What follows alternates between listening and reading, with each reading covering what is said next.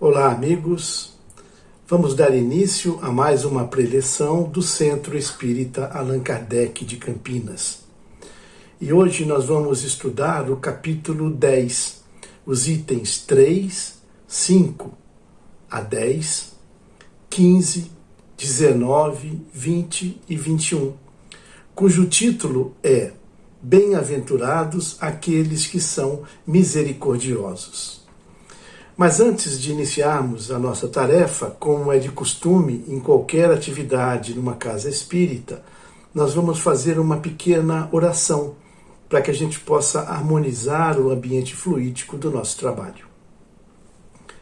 Convido então a todos para que elevemos os nossos pensamentos a Deus, ao Mestre Jesus e aos amigos espirituais, pedindo que nesse momento nós possamos ser bem influenciados para que tenhamos uma preleção clara, objetiva e que principalmente as palavras que serão aqui ditas possam chegar e tocar no coração daqueles que estarão nos acompanhando. E mais do que isso, que essas palavras possam transformar, servir de um elemento de transformação para que coloquem em prática a grande mensagem enviada pelo Mestre Jesus. Se conosco, Jesus, hoje e sempre. Dessa forma, então, como já dissemos, vamos estudar o capítulo 10. E ele fala de misericórdia, ou dos misericordiosos. Primeiro vamos definir o que é misericórdia. Misericórdia é um sentimento de compaixão que é despertado pela desgraça, pelo sofrimento ou pela miséria de alguém. Ter compaixão no coração significa ter capacidade de sentir aquilo que a outra pessoa sente, aproximar-se de seus sentimentos, dos sentimentos dessa pessoa, Ser solidário com elas. Essa seria uma definição de misericórdia. Vamos imaginar que em algum momento de nossas vidas nós sejamos ofendidos por alguém. Qual seria a melhor atitude a seguir a partir de uma situação como essa? A primeira reação seria se defender com todas as possibilidades que tivermos, inclusive com o uso da força física, se for possível. Mas isso não seria nada ético. Mas considerando que somos cristãos, qual deveria ser a reação de um cristão que busca a sua reforma íntima, enfrentando os desafios dessa dura tarefa? A melhor reação, então, seria procurar essa pessoa que nos ofendeu, em particular, para esclarecer a situação com ela, buscando o entendimento, e pondo fim a essa discórdia.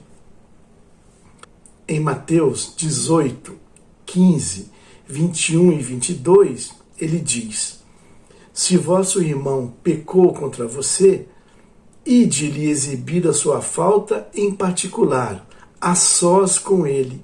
Se ele vos escuta, tereis ganho um amigo. E o evangelho ainda continua. Então, aproximando-se dele, disse-lhe Pedro: Senhor, quantas vezes perdoarei o meu irmão quando houver pecado contra mim? Até 7 vezes?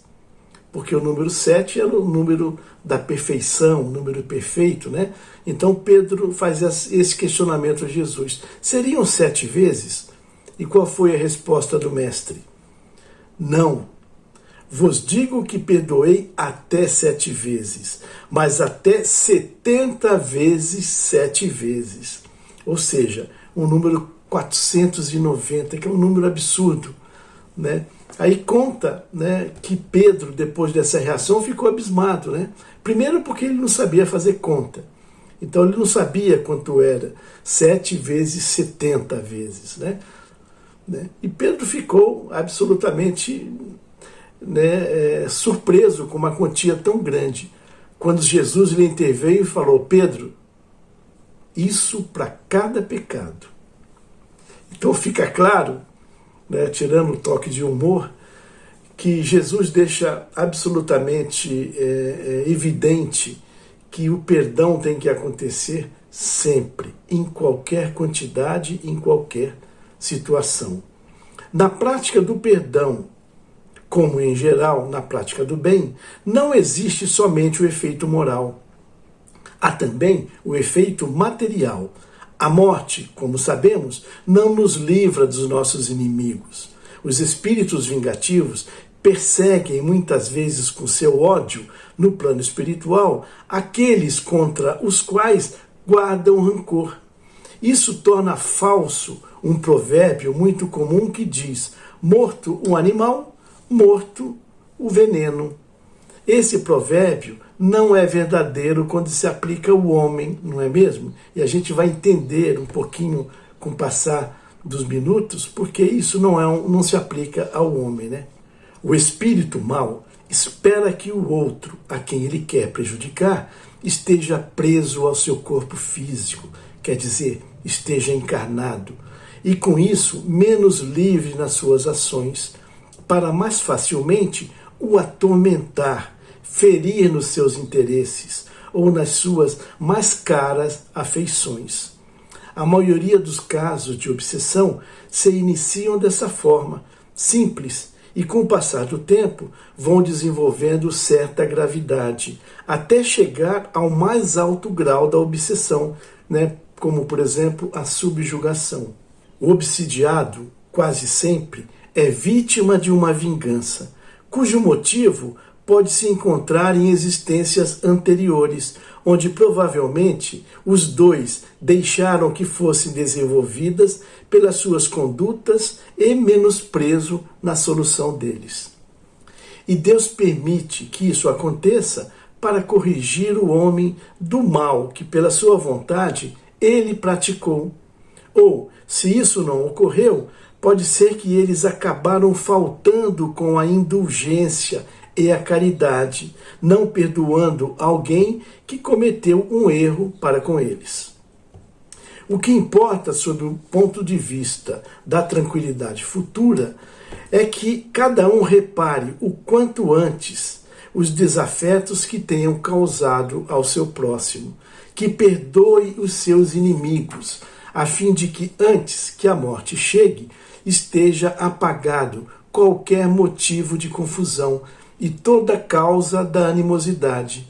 Dessa forma, de um inimigo encarniçado nesse mundo, se pode fazer um amigo em outro. E Deus não consente que aquele que perdoou sofra qualquer tipo de vingança. Quando Jesus recomenda que nos reconciliemos o mais cedo possível com o nosso adversário, não é somente procurando apaziguar as discórdias no curso da nossa atual existência. É principalmente para que elas não se perpetuem nas existências futuras. Não saireis de lá da prisão enquanto não houverdes pago até o último centavo, isto é, enquanto não houver satisfeito completamente a justiça de Deus, enquanto não estiver reparado o mal que tenha causado a seu semelhante. Por isso que aquele provérbio dito anteriormente não é verdadeiro para nós seres humanos, porque a morte do corpo físico não elimina os problemas, pelo contrário, né? Os que não foram resolvidos continuarão no plano espiritual. O Evangelho continua então com o tema: qual é o sacrifício mais agradável a Deus? Então ele continua: se, portanto, quando fordes colocar a sua oferta no altar, e se lembrar que o seu irmão tem qualquer coisa contra você, deixe a sua dádiva junto ao altar e vá antes reconciliar-se com o seu irmão. Depois, então, retorne à casa e faça a sua oferenda. Quando Jesus diz, vá se reconciliar com o vosso irmão antes de colocar a sua oferenda no altar, ele ensina que o sacrifício mais agradável a Deus é aquele que o homem faz do seu próprio ressentimento e que antes de se apresentar para ser perdoado, o homem precisa ter perdoado e reparado a falta que tenha causado a alguém, a algum outro seu irmão. Só então a sua oferta será bem aceita por Deus, porque ela virá de um coração que se livrou de todo e qualquer ressentimento mau. Naqueles tempos, era comum aos judeus praticarem os sacrifícios materiais como uma oferta a Deus. Jesus aproveitou essa prática comum para ensinar, aproveitando então uma tradição dos judeus que era praticar a oferenda. O cristão, portanto, não oferece bens materiais, pois ele já entende e já se espiritualizou com relação ao sacrifício. Com isso, o preceito ganha ainda mais força. Ele oferece, então, como doação, a sua alma a Deus. E é essa alma que precisa ser purificada antes que Deus aceite essa oferenda. Essas palavras de Jesus também poderiam ser entendidas dessa forma: entrando no templo do Senhor, deixe para fora todo o ressentimento de ódio e de animosidade, todo mau pensamento contra o seu irmão. Só então os bons espíritos levarão sua prece para Deus. Fica claro quando a gente entende dessa forma, né? Esse é o ensinamento que Jesus oferece nessas palavras. Deixe a sua oferenda junto do altar e vá primeiro reconciliar-se com o vosso irmão, se quiserdes ser agradável ao Senhor. E o Evangelho continua, num tema também bastante importante: o argueiro e a trave no olho. É muito difícil a gente enxergar nossos próprios problemas ou os nossos defeitos. Quase sempre encontramos bastante problema nos outros. E essa é uma das maiores insensatez do ser humano. Para melhor julgar, seria necessário que o homem pudesse olhar para o espelho e enxergar não a sua aparência refletida, mas o seu interior, e, de certo modo, transportar-se para fora de si mesmo, considerando-se uma outra pessoa, para aí se perguntar: que pensaria eu se visse alguém fazer o que estou fazendo agora? É o orgulho, essa grande chaga, que acaba induzindo o homem a esconder de si mesmo os seus defeitos, tanto os defeitos morais quanto os defeitos físicos. Em Mateus, capítulo 7, versículo 3 a 5, nós temos: como é que você vê um cisco no olho do seu irmão, enquanto não enxerga um pedaço de pau no seu próprio olho? Tira primeiro a trave do vosso olho e depois então decida como poderá ser tirado o cisco no olho do seu irmão. Essa insensatez é contrária à prática da caridade, porque a verdadeira caridade, ela é modesta, simples, indulgente. Caridade orgulhosa é um contrassenso, já que na sua essência esses dois sentimentos, caridade e orgulho, acabam por se neutralizar, um ao outro. Quando perdoamos o inimigo, estamos pedindo perdão a nós mesmos e dando uma prova de amizade. Perdoar as ofensas é mostrar-se melhor do que era. Se perdoarmos, Deus também nos perdoará. Mas se por outro lado formos duros, exigentes para com os outros, como poderemos desejar que Deus se sensibilize com as nossas necessidades? Coitado daquele que diz: nunca perdoarei, pois está pronunciando a sua própria condenação. De fato, existem duas maneiras bem diferentes de se perdoar. Uma é o perdão que vem pelos lábios, e a outra é o perdão que brota do coração. Muitos dizem, com referência aos seus adversários: eu te perdoo, mas interiormente estão dando risadas, estão felizes com o mal apresentado. E comentam mentalmente: ele está recebendo o que merece. Ou ainda dizem: eu te perdoo. E acrescentam: mas não me reconciliarei nunca. Não quero tornar a vê-lo, nunca mais em minha vida. Será esse o perdão ensinado por Jesus? Claro que não. O perdão verdadeiro é o perdão cristão. É aquele que lança um véu sobre o problema do passado. Esse tipo de perdão é o único que vos será considerado, já que Deus enxerga a porção mais íntima, mais pessoal do nosso coração.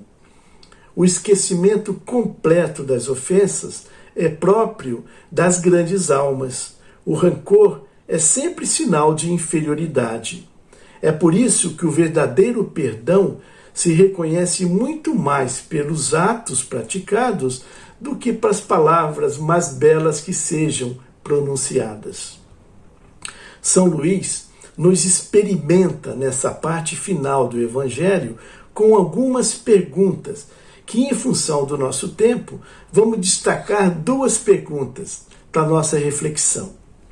A primeira delas: se nenhum de nós é perfeito, então ninguém tem direito de repreender o seu próximo. Será que é verdadeiro esse questionamento? Certamente não é essa a conclusão a se tirar, porque cada um de nós deve trabalhar pelo seu progresso e também pelo progresso de todos, e sobretudo daqueles que temos o dever de cuidar, de tutelar. Mas por isso mesmo, tudo deve ser feito com moderação, sempre com um propósito útil, e não simplesmente pelo prazer simples de repreender alguém, pois nesse caso, a repreensão seria uma maldade, e na primeira situação, ela é um dever, o de tutelar e de cuidar de alguém, que a caridade manda que seja cumprido com todo o rigor que a gente puder cumprir. A segunda pergunta que São Luís nos estimula para a reflexão: há casos em que seja útil revelar o mal de outra pessoa?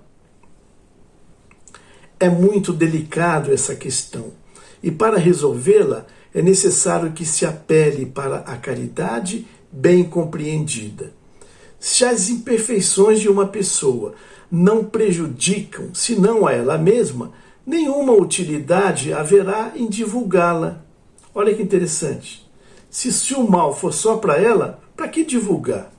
Mas se, porém, elas podem acarretar prejuízo para outra pessoa, deve-se atender de preferência ao interesse da maioria, do que ao interesse de uma só pessoa. Segundo as circunstâncias, desmascarar a hipocrisia e a mentira pode constituir-se um dever, pois mais vale que caia um homem do que muitos se tornem suas vítimas. Nesse caso, deve-se pesar a soma das vantagens e dos inconvenientes. Então, meus caros amigos, essa é a mensagem que eu gostaria de passar para vocês relativo ao capítulo 10 do Evangelho segundo o Espiritismo. E aproveito para convidá-los a todos a leitura ou a releitura desse capítulo, onde poderemos ver com mais detalhes qual foi a mensagem pretendida por Jesus, quando disse: bem-aventurados aqueles que são misericordiosos. E já estamos nos encaminhando ao final da nossa preleção, e mais uma vez convido a todos para que elevemos os pensamentos e possamos realizar uma vibração para encerrar a nossa tarefa. Então, com os nossos pensamentos em Deus, em Jesus e nos amigos espirituais, nós vamos nesse momento agradecer por essa oportunidade de estarmos aqui reunidos, mesmo que de forma virtual, para o entendimento do Evangelho de Jesus. E com os corações unidos vamos vibrar por aquelas pessoas que, diferente de nós, ainda não conhecem a verdade de Jesus. Para aqueles que não tiveram a oportunidade de conhecer o Evangelho, onde não encontraram nenhuma religião na sua frente que pudessem satisfazer as suas necessidades, curiosidades e dúvidas, pedindo para que os bons espíritos possam despertar no interior de cada uma dessas pessoas esse conhecimento que já foi colocado por Deus. É como uma sementinha que possa desabrochar, que os bons espíritos possam então estimular o desenvolvimento do conhecimento divino que encontra-se latente na maioria dessas pessoas.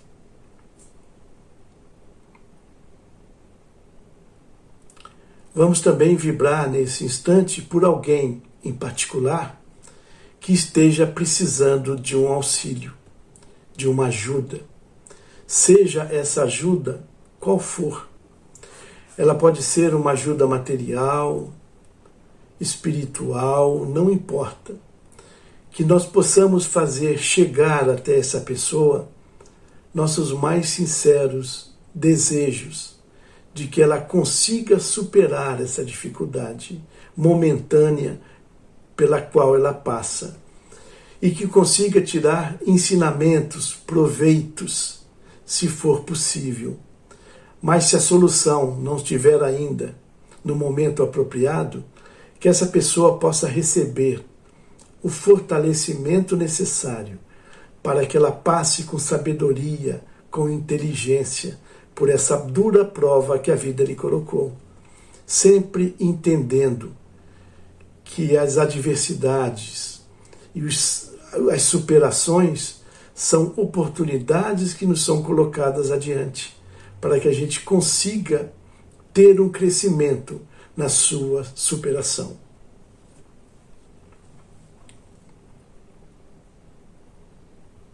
Vibremos nesse momento pela paz mundial, pela paz na nossa cidade de Campinas, no nosso estado de São Paulo, no nosso Brasil e no mundo todo, que nesse instante passa por uma conturbação muito grave. Que os nossos líderes possam ter o discernimento de buscar o bem coletivo, independente das necessidades individuais. Que os bons espíritos, que o Mestre Jesus possa fortalecer o ser humano nesse instante, para que a gente consiga, sim, superar essas dificuldades, sempre pautados no seu Evangelho, nos seus ensinamentos, na mansuetude, na resiliência e na confiança em Deus.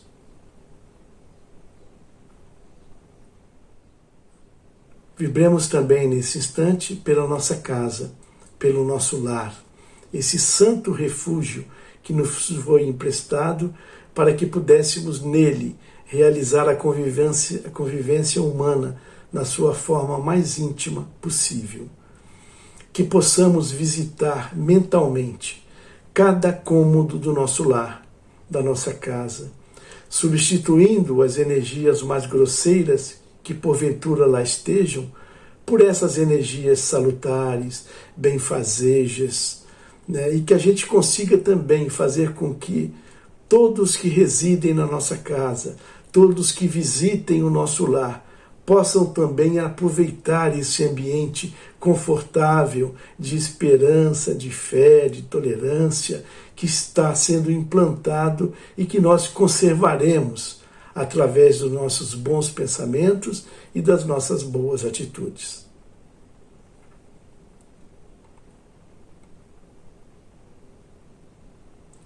E por fim, vibremos por nós próprios, por nós mesmos, pedindo para que Jesus possa se manter sempre presente no nosso coração, para que a gente se sinta sempre motivados a levar adiante as tarefas da seara de Jesus e principalmente que a gente consiga se fortalecer nos ensinamentos para que possamos realizar uma das mais difíceis tarefas que estão sob nossa responsabilidade nessa vida, que é a nossa reforma íntima. Que a gente consiga, Jesus, ser hoje melhor do que fomos antes, e que amanhã nós possamos ser melhor do que estamos sendo nesse instante. E que a sua paz, a sua bondade, a sua presença se faça sempre dentro dos nossos corações, hoje e por todo o sempre.